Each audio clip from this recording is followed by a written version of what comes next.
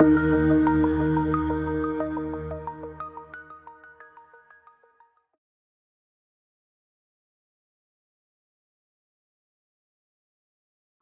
Callie Collins with Optimality here, and today I'm going to walk you through our new Decision Wizard functionality inside of Optimality.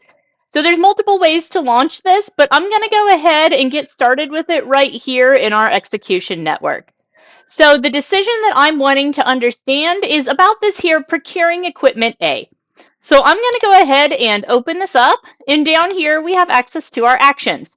You can create a new decision, but I'm going to go ahead and open an existing decision just for demonstration purposes. All of the decisions that you have created that are associated to this artifact here are going to be in this list. So I'm going to go ahead and open this one up and take you back to the beginning so we can walk through it. So I've gone ahead and I've named this decision equipment vendor. So I'm wanting to understand which equipment vendor should we go with. Our primary goal is the most reliable because we have a tight timeline on this endeavor, and I wanted to know that timing is more important than cost. I can add more people to this, and that gives more people edit access to this decision. So anybody on this endeavor team can see the decision, but only people that are decision stakeholders are able to edit the decision, as you can see here in the tooltip. So what I'm doing by doing this is I'm adding this context and information into Opti AI. It is able to read and understand your goals and limitations, as well as all of the other information that you've already provided it. So for this particular project, I've already uploaded my project plan. I've uploaded some strategic documents for our project. So it already knows quite a bit of context about this particular project. So now I'm wanting to get into here, and I've got 3 different potential vendors that we could go with. The first guy is premium cost, but premium quality. Highest price, but they do have the best quality, and they are the most reliable. Our second person that we could go with is the change order artist. They initially lowball us, but they do have good quality. They're just not so fun to deal with. You don't want to deal with those change order artists. And of course, we have our option 3, which is our new guy, and they also are nearby. They have low cost because they're trying to get a new market fit, but we're unsure of their reliability. As you're working through any of these, you can now start talking to Opti as well.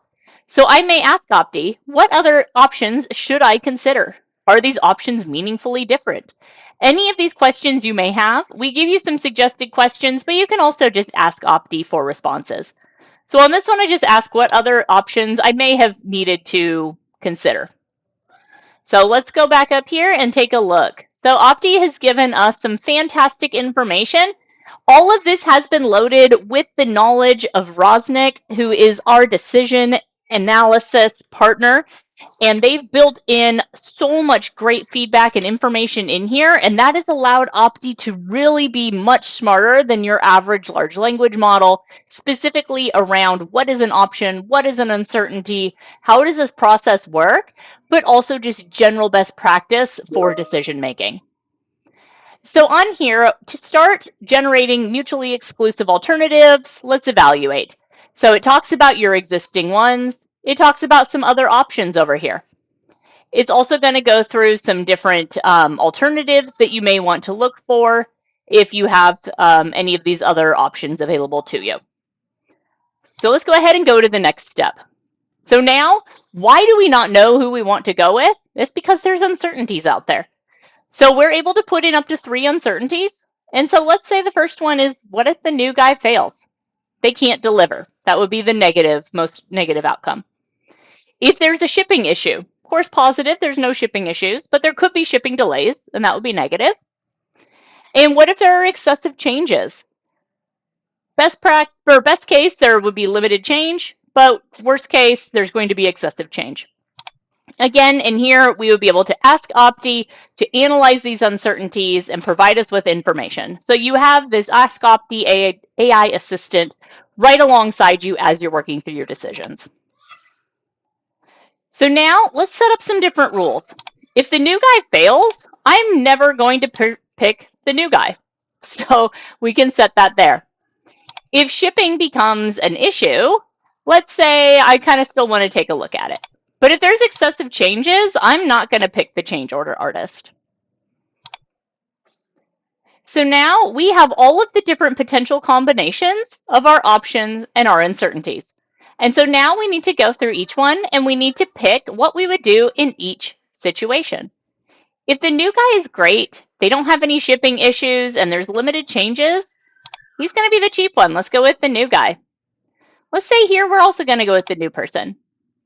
If there's shipping delays, though, and there's still limited changes, maybe we go with the change order guy, because the new person, while they're nearby, they don't have as much experience in dealing with shipping delays. On this next one here, if we have no issues with the new guy, everything else is bad, yeah, we'll go with the new guy. This one here, if they cannot deliver for the new person, so we can't go with him because we've already set the new guy as being unavailable due to our rule. There's no issues here and there's limited changes, we'll pick the change guy. And here, if the new person can't deliver, there's shipping delays, so we can't get a hold of our premium person. And there are limited changes, let's go with the change order person here as well. Again, you can keep asking Opti for different questions, and these potential questions that you could ask are changed for every step of this as well. So now let's go through and you can set where you think it's going to be. I don't think the new guy is going to have any issues. I'm pretty confident there. But we do have a pretty good chance there's going to be shipping delays. We're shipping this perhaps during the winter, and they have to go through some cold weather with the shipping. Do we think there's going to be excessive changes? Probably. So maybe our scope isn't super well defined.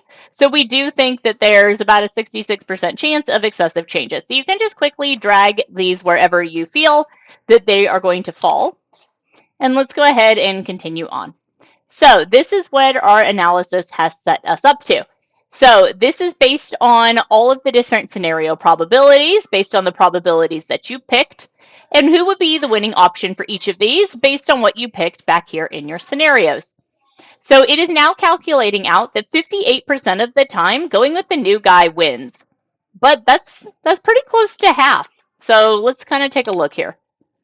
So now I'm going to go to the next step, and I'm still got named equipment vendor. You can go back and you can change the decision now that you kind of know who you want to go with.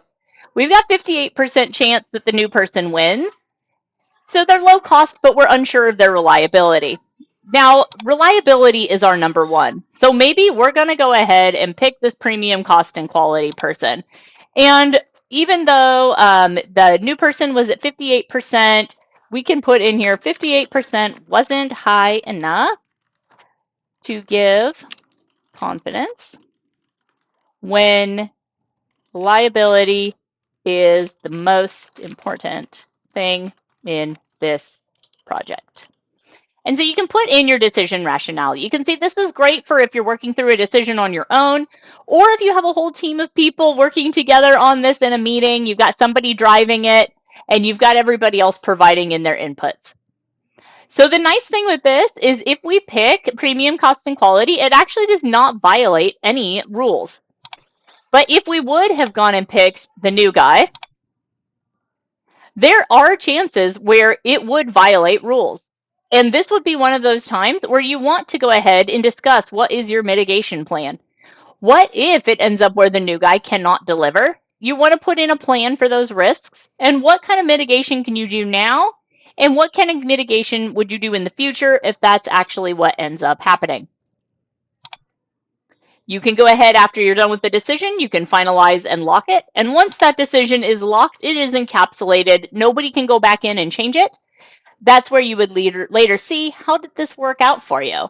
And by working inside of Optimality, if you do go with the new guy, we would be able to immediately see that perhaps the shipping was delayed with the new guy. Or maybe we ended up having to contract with the new guy and it didn't work out and we had to switch vendors. All of that information, by working inside of Optimality's ecosystem, you're logging all of that knowledge and context. So the next time you work on a decision like this, it will have learned, and Ask Opti will continue to get smarter, and it will do a better job of recommending, hey, last time you went with the new person, this is what happened. So it just lets you get all of that knowledge and information automatically built into the system. Please let us know if you have any questions about the Decision Wizard. We're very excited for this fantastic new functionality and your Ask Opti assistant as you're working through your next decision.